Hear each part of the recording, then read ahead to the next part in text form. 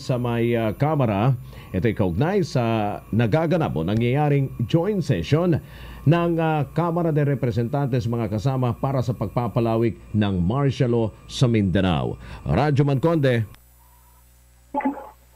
Kasama mo, nagpapatuloy pa rin itong mga pagtatanong ng mga mambabatas, kaugnay pa rin sa hiling ni Pangulong Rodrigo Duterte na pagpapalawig pa ng 1 taon sa batas militar sa Mindanao at yung suspension na ng rate of habeas corpus sa nasabing rehiyon na abot na sa 10 itong mga mambabatas ang nakapagtanong sa ating mga resource persons at kasalukuyang nakasala ngayon ay ang makabayan. Kanina lamang nung paglabas natin, ito si Teacher Representative Antonio Tino ang nagtatanong. Pakinggan din natin itong nagaganap na joint session dito sa plenaryo ng mababang kapulungan. Batalyon na naka-assign ngayon sa Mindanao at saan po ang deployment ng mga ito? Maaari po bang malaman, Mr. Speaker? At ito ay isang pagkakataon ito para marinig din ng publiko at tungkulin ninyo na ipaabot ito sa publiko dahil tayo po ay binibigyan ng karapatan na pag-usapan ito.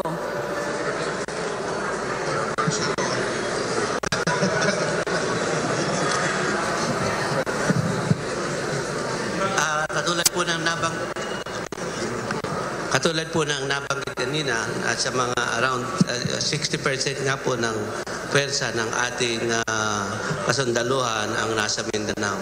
Yung pong sila po ay strategically deployed doon po sa mga areas kung saan saan sila kinakailangan. Yung pong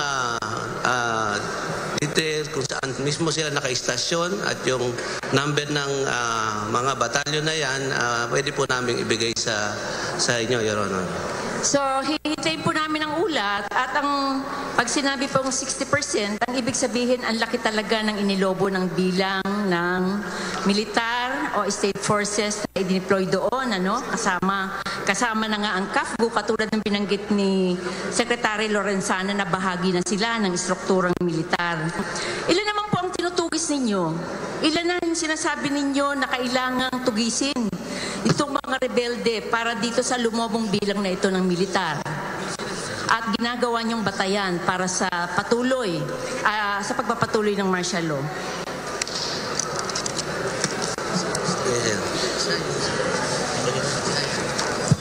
Tulad po ng aking nabanggit kanina, nasa bilang po ng mga 2,435 po, no, yung pong communist terrorist group at local terrorist group na atin pong hinahabol. Plus, ito pa pong ibang mga private armed groups na existing na atin ding ina-address, Your Honor.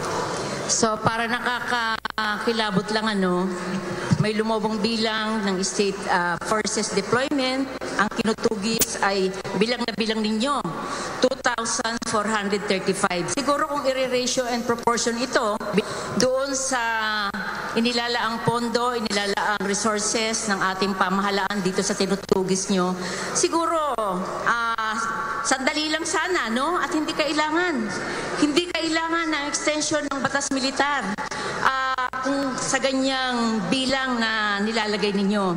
Pero doon po sa mas mahalagang tanong, banggit kayo ng banggit ng rebellion.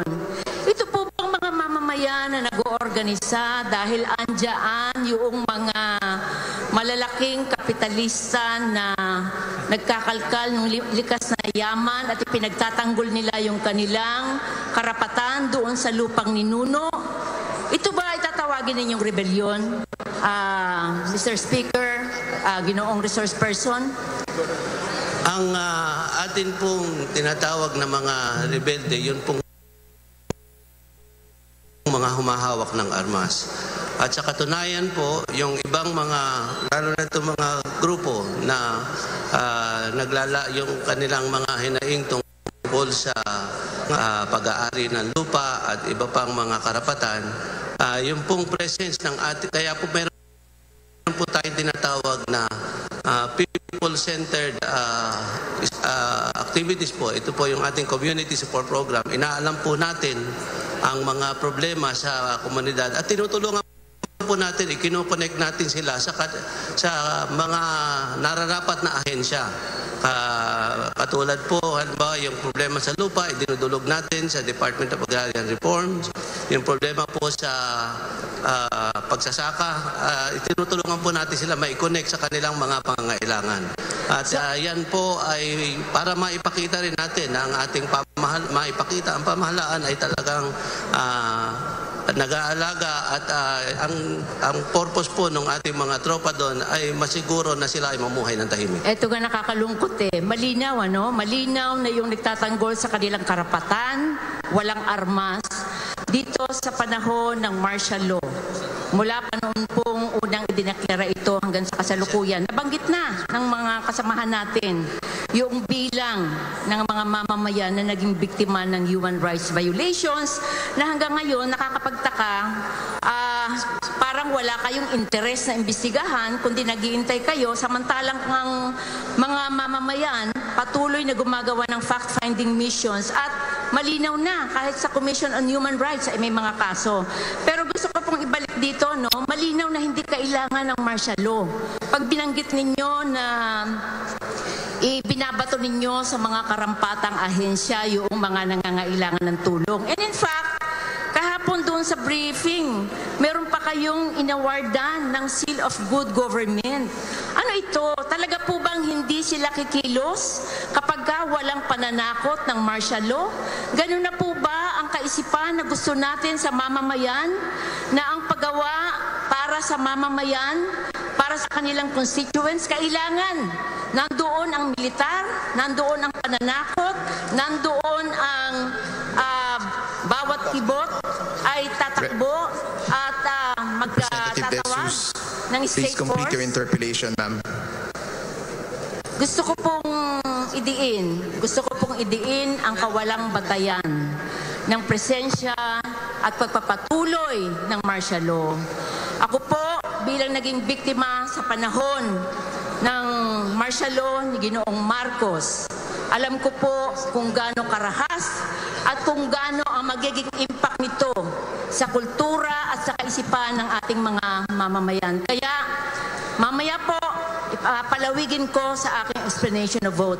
At hindi po kami natutuwa na nagbubulungan ang ating mga resource person ngayon at parang pinagtatawanan ang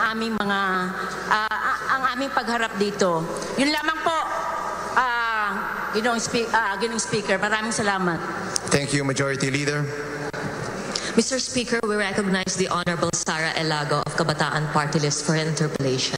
Representative Sara Alado is recognized for her 3-minute interpellation. Thank you, Mr. Speaker. With the imposition of martial law in Mindanao, human rights group Karapatan, along with other human rights advocacy groups, documented 88 individuals killed by soldiers, police, and paramilitary groups, including the 7 massacred in Patikul, Sulu, and 8 Tiboli and Dulangan Manobo farmers in Lake Cebu, while 128 individuals are victims of frustrated killings. At least 1,450 have been illegally arrested, while about 139 have been detained on false charges. At least 148 individuals are facing trumped-up criminal charges. Moreover, Mr. Speaker, at least 346, 1,940 were also affected by bombings of communities by the military.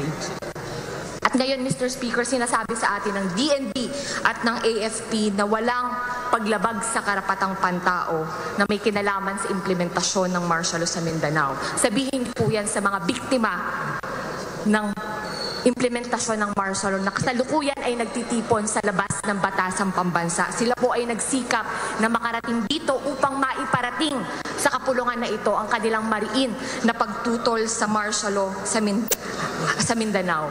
Hinahamon ko rin po yung mga kapwa natin, mga miyembro ng kongresong ito na lumabas sa sesyon na ito upang tugunan ang panawagan ng mga nagtitipon sa labas ng batasang pambansa. Nanganganib yung kanilang seguridad, hindi dahil doon sa mga sinasabi ng AFP, ng DND, na mga dahilan kung bakit dapat ipagpatuloy ang martial law sa Mindanao. Nanganganib ang kanilang seguridad dahil ang AFP, imbes na pagsilbihan at protektahan ng mamamayan, ay siya pang nangunguna na maglabag sa karapatang pantao at kumitil sa buhay ng kanyang mamamayan.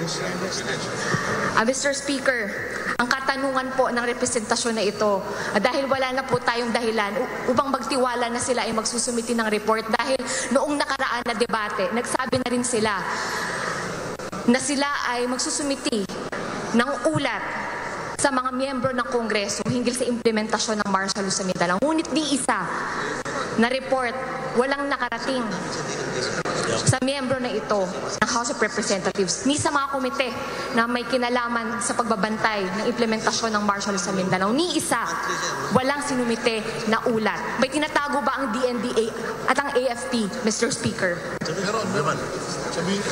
Ano po ang tunay na rason kung bakit pinipilit nyo ang isa na lamang ekstensyon ng martial law sa Mindanao? Madam Speaker, Mr. President, tulad po ng sinabi ng ating kapulisan at military, there is continuing rebellion. Hindi po kami tinututukan yung Eastern Mindanao, kundi buong Mindanao ang tinutukoy ng ating kapulisan. So kaya kami nandito... Mr. Speaker, bakit ni isang ulat na sinabi ninyo noong nakaraan na debate, every 60 days, i-update ninyo ang kapulungan na ito hinggil sa implementasyon ng martial law upang matiyak na walang mangyayari na abuso? Ngayon po dumami na naman yung mga nadokumento natin ng mga abuso. Ang representasyon na ito mismo ang sumama sa mga fact-finding mission upang makita kung ano bang tunay na kalagayan ng ating mga kababayan na hindi natin naririnig at hindi napapakinggan doon sa Mindanao. Ni isa, Mr. Speaker, walang ulat na binibigay kung dapat pa ba na pairalin ang martial law sa Mindanao. Your Honor, ang Armed Forces of the Philippines po regularly submits monthly report po tungkol sa implementation ng martial law. Mr. Speaker, nasaan po yan ang monthly report na yan? We submit it to the Department of Defense. Hiningi po ng representasyon na ito ngayon din ang lahat ng ulat na yan, ang monthly report. Madam Representative, please wind down. Your 3 minutes are up. Mr. Speaker, kanina nagtanong hinggil sa Lake Cebu Massacre ang mga naunang interpellators at sa iba pa na mga paglabag sa karapatang pantao. At lahat ng ito walang kaalam-alam ang DND at ang AFP. At maski ang monthly report na ito, naaabangan ko po dito sa aking upuan bago magpaliwanag ng mga boto.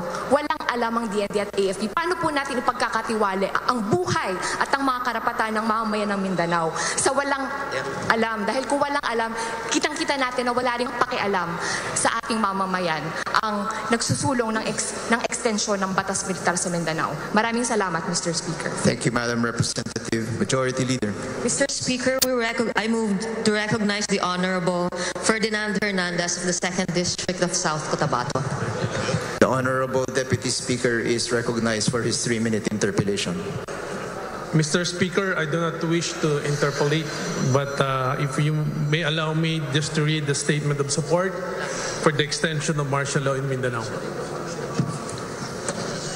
As the end of the implementation of martial law in Mindanao approaches, and with another request made by the Commander-in-Chief for its continuation, we are again tasked to determine whether there is sufficient ground to extend the effectivity of Proclamation number 216.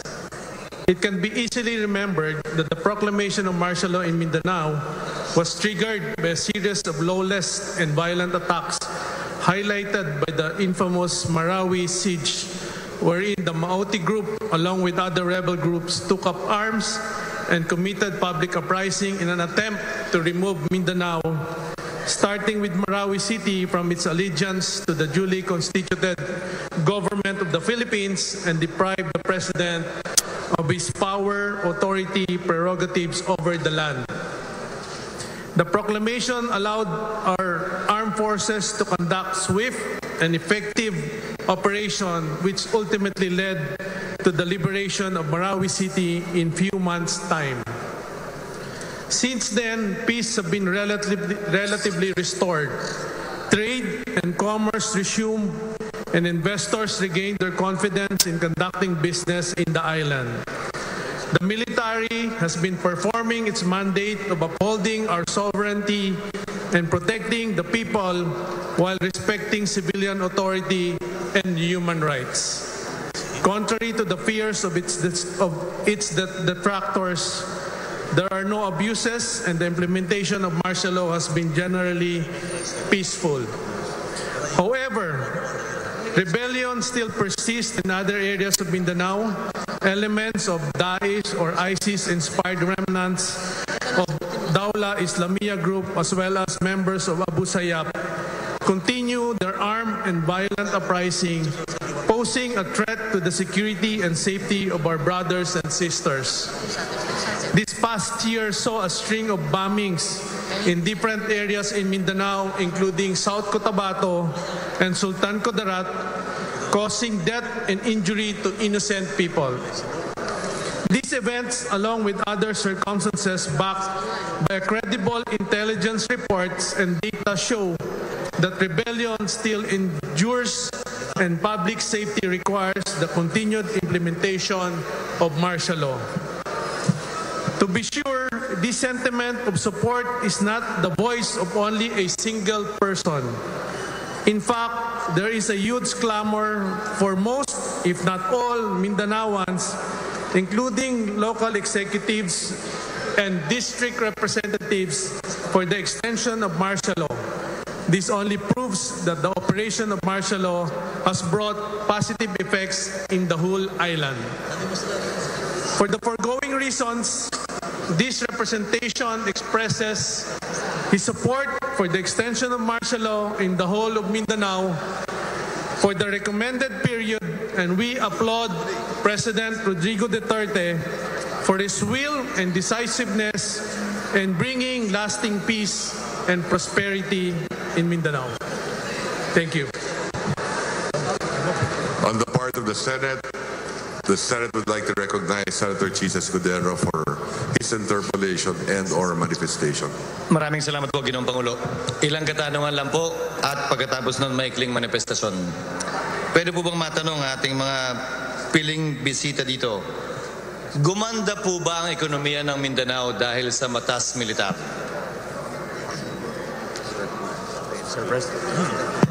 Sir President, Mr. Speaker, Madam Speaker, Mr. President. Base po sa mga data na sa atin ngayon, 2017. Okay, Mr. President, Madam Speaker, sa kasagutan po ng katanungan, ang ekonomiya po ng Mindanao ay gumanda po noong 2017. Umakyat po ang kanyang regional GDP to 7.2 nanggaling po sa 6.3% noong 2016. Ang unemployment rate po sa Mindanao ay bumaba po as of October 2018 sa 3.7% nanggaling po sa 5.4% noong January 2017. Ang approved investments po ay noong 2017 ay 63.8 billion pesos. Noong tatlong quarter pa lang po ng 2018 ay nasa 63 billion na rin po at meron pa po tayong inaasahang mga papasok na investments. Ang sabi po ng business sector, ang martial law po ay nagsisilbing security and assurance to Mindanaoans.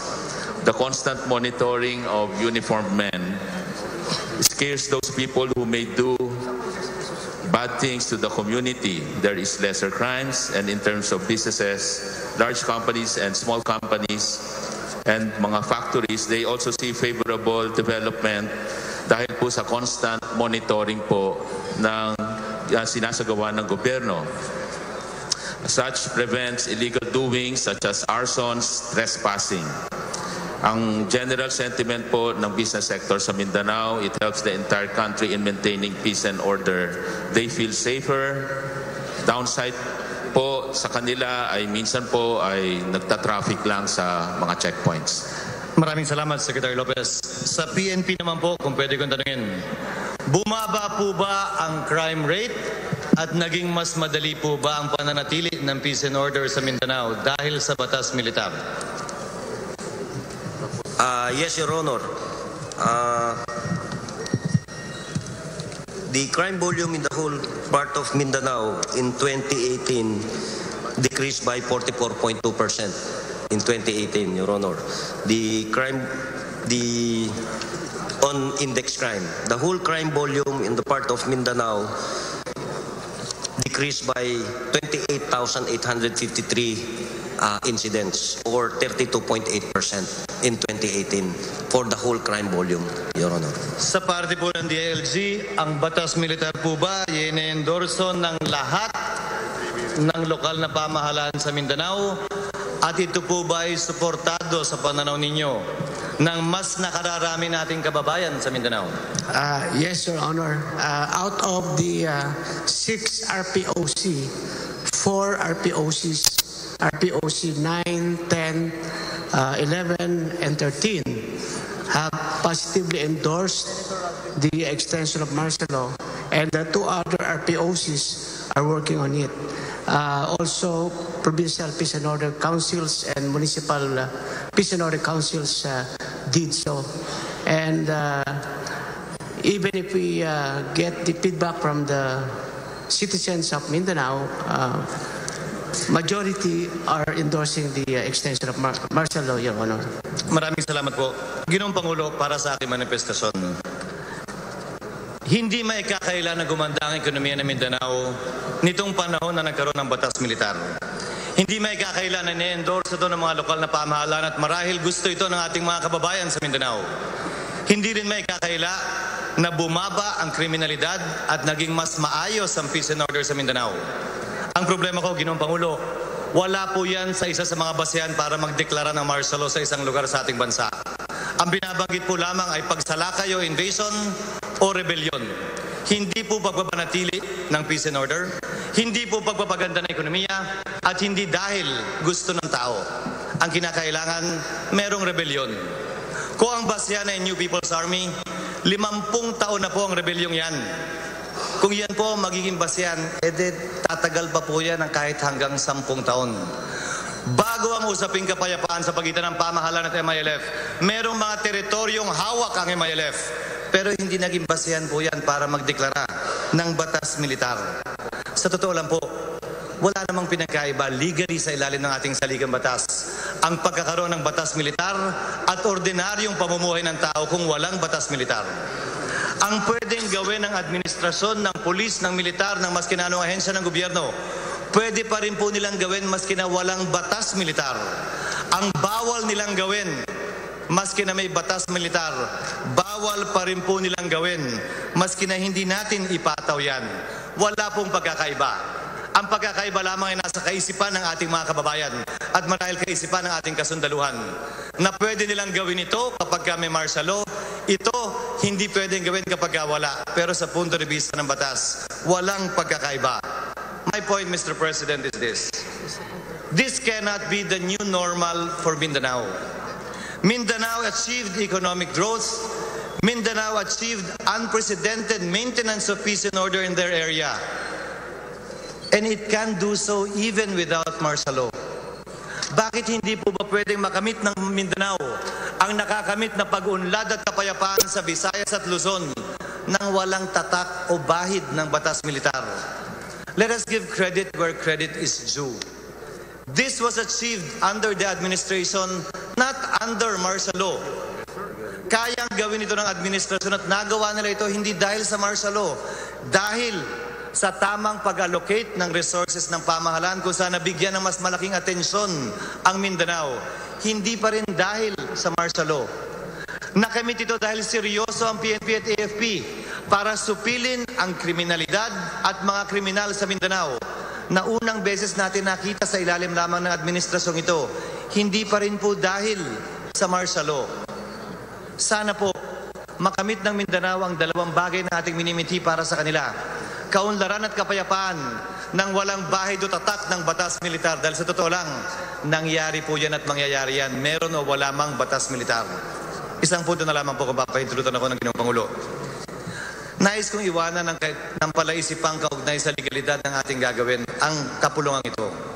Ang termino nating lahat magtatapos sa June 30, 2019. Legal ba at maaari ba talaga tayong magbotohan para magbigay ng extension para sa 1 taon, samantalang ang mga termino natin ay matatapos makalipas ang 6 na buwan? Hindi ba dapat ibigay na natin yan sa susunod na Kongreso kung nais nilang palawigin ito ng 6 na buwan pang muli o 1 taon pang muli? Pwede naman nilang i-revoke kung gusto nila. Pero dapat maging palaisipan lamang sa Kongreso nito, Senado man o Kamara, kung maaari ba nating gawin talaga ito na panghimasukan ang prerogatives, gayon din ang kapangyarihan ng susunod na Kongreso para hilingin ang kanilang concurrence para sa pagpapalawig ng martial law matapos ang ating mga termino na magtatapos kalahati lamang ng taong darating at hindi para sa kabuuan ng 2019. Maraming salamat po, Ginoong Pangulo, at binabati ko po sa muli ang ating mga opisyal sa administrasyon. Ulitin ko po, nakamit nyo ito at makakamit nyo lahat ang nakamit nyo sa Mindanao. Meron man o wala ang martial law. Give credit where credit is due. Give it to yourselves and not merely to martial law. Thank you, Mr. President. Thank you, distinguished speakers. Majority Leader. Mr. Speaker, I move that we recognize the Honorable Mahmoud Mending from Amin Party List for his interpellation. Congressman Mendy is recognized for his 3-minute interpellation. Thank you, Mr. Speaker, Mr. President. Assalamu alaikum and good noon to everyone. I stand before you today to be the voice of the minority in Marawi. There are residents in the most affected area in Marawi who would like to ask this question, Mr. Speaker, Mr. President. Does this administration recognize the right to abode as a basic human right, Mr. Speaker, Mr. President?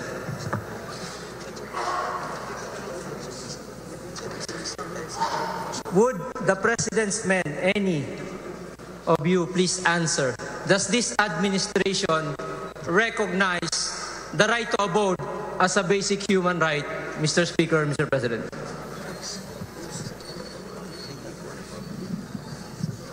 Yes, of course, Your Honor. Thank you, Mr. Speaker, Mr. President, because we are depriving the residents of the most affected area in Marawi City of their right to abode. I was tasked, Mr. Speaker, Mr. President, to claim this right in their behalf because there are very few of them. They are the least heard or probably not heard of. So, Mr. Speaker, Mr. President, may we know, can the residents of the most affected area in Marawi City claim their right to abode and go home? Mr. Speaker, Mr. President. We'll turn over the microphone to the floor to Secretary Del Rosario to answer your question. Yes, Your Honor. The residents of Marawi have the rights to abode. But likewise, per Article 2 of the Philippine Constitution of 1987, it is also the prime duty of the government is to serve and protect the people.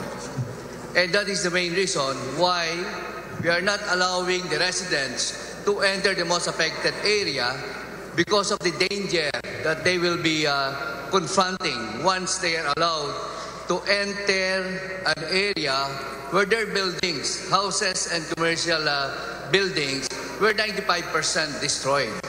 And in addition to that, the water and power facilities are not operational in the most affected area, Your Honor. Thank you, Mr. Speaker, Mr. President. Inuulit ko po, ang boses ko ay boses ng mga residenteng nagtatanong, kailan po ba sila pwedeng umuwi? Mr. Speaker, Mr. President. Your Honor, per our assessment, the residents of Marawi will start and be allowed to construct their residences and commercial buildings by July of 2020 when the debris and the horizontal development of the most affected area are already completed. Mr. Speaker, Mr. President, by my reckoning, that is a total of 18 months. Would that be correct, Mr. Speaker, Mr. President? Yes, Your Honor, because we have to make expansion on the existing road conditions, construct the underground utilities, and the removal of the debris will take until August of 2019. Thank you, Mr. Speaker, Mr. President, Secretary. In the interim, ano po yung naibigay natin para sa mga residente to address the emotional or the psychological effects of what happened during the war and what is going on now in the evacuation centers? Is it correct that there are still 22 tent cities or tent houses or temporary shelters that these people are staying as of today, Mr. Speaker, Mr. President? Your Honor, as of today, there are still 812 families in the evacuation centers, but we have an ongoing construction. Oras po natin mga kasama, alas 11:53 ng magandang umaga. Ating balikan si XL Radyo Man sa East, Conde Batak, mula pa rin po dyan sa may Kamara. Conde. Hello? Yes, go ahead, Cons. Okay, Conde, wrap up na lang tayo sa ating special coverage kaugnay nga sa joint session ng Kamara para sa pagpapalawig ng martial law sa Mindanao. Yes, kasama ng Robo. Hindi ko kasi masyado narinig doon una. Anyway, kasama ng Rod, patuloy pa rin itong mga pagtatanong ng mga kongresista kaugnay pa rin sa planong pagpapalawig pa ng isang taon sa martial law extension. Kanina ay sunod-sunod itong mga nagtanong na kongresista mula sa Makabayan Block na pinangunahan itong si Bayan nila Representative Carlos Isagaling Zarate.